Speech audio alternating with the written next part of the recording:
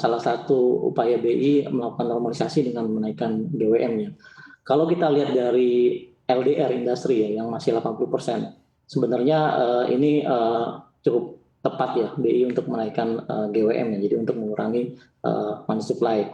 Jadi katakanlah kita dalam bank menyalurkan kredit 100, 9% dalam bentuk GWM, mungkin cash ratio 2%. Sebenarnya bank masih punya room untuk melakukan pertumbuhannya. Di satu sisi BI dapat melakukan menjaga inflasi dengan menaikkan GWM. Jadi mungkin itu ya. Jadi ke depan mungkin BI sudah cukup efektif ya dalam menjaga inflasi dengan menaikkan GWM. Bagi bank sendiri tentunya di balik kenaikan GWM 9%, sebenarnya bank itu bisa memanfaatkan insentif ya.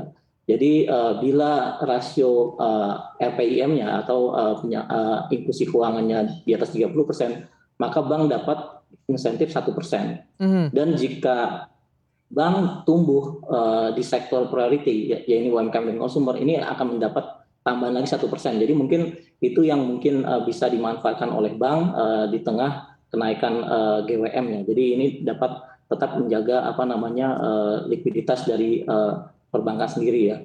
Selain juga bank tadi akan memperpendek ya duration dari asetnya supaya likuiditasnya juga terjaga ya. Mungkin itu Pak. Kalau dari Pak Adi seperti apa Pak? Saya rasa kalau mungkin tadi kita coba lihat dari sisi likuiditas, saya setuju sama Pak Roy. Di open monetary operation itu likuiditas ekses yang ditempatkan di BI itu masih cukup banyak, sekitar 800 triliun. Jadi memang sangat terjaga liquidity di balance sheet perbankan. Dan kami melihat Bank Indonesia sangat baik mengkomunikasikan policy ini sehingga semua bank itu mempunyai waktu untuk mempersiapkannya. Jadi itu hal yang paling utama. Ini bukan sesuatu yang tiba-tiba accelerating, tapi sesuatu yang berjangka dan sangat terukur menurut saya. Ketiga, tapi kalau saya lihat kemungkinan untuk menekan GWM ke depan apakah masih ada? Saya rasa ada, karena likuiditasnya masih cukup banyak. Tapi mungkin Bank Indonesia akan lebih fokus untuk meredirect growth dari balance sheet itu menuju industri-industri atau sektor-sektor yang memang dibutuhkan untuk disupport, seperti Pak Roy tadi katakan.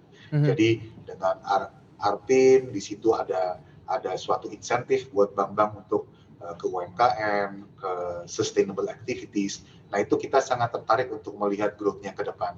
Karena kita juga Standard Chartered di sini sangat aktif untuk melihat sustainable development goals di Indonesia. Berarti kalau dari Standard Chartered sendiri juga sudah menyiapkan begitu ya upaya-upaya ketika memang kenaikan GWM ini secara gradual akan dilakukan dan sampai dengan di bulan September mendatang. Ya betul, kami sudah mempersiapkan Mas. Kalau dari BRI seperti apa? Jadi ya meskipun memang tadi industri LDR-nya 80, kembali lagi karena BRI memang fokusnya untuk penyaluran kredit ya, LDR kita memang sudah lebih optimal sekitar 89% ya. Jadi dan di sisi lain kita juga masih punya obligasi ya. Jadi artinya obligasi yang cukup. Jadi artinya meskipun BI menaikkan GWM, jadi beberapa strategi juga kita sudah siapkan ya. Seperti tadi menambah instrumen likuiditas, dan yang kedua juga tadi meningkatkan likuiditas dengan cara menghimpun dana khususnya dari ultramikro ya, ultramikro dan mikro yang ini masih relatif belum terjangkau. Jadi itu mungkin strategi dari BRI. Oke.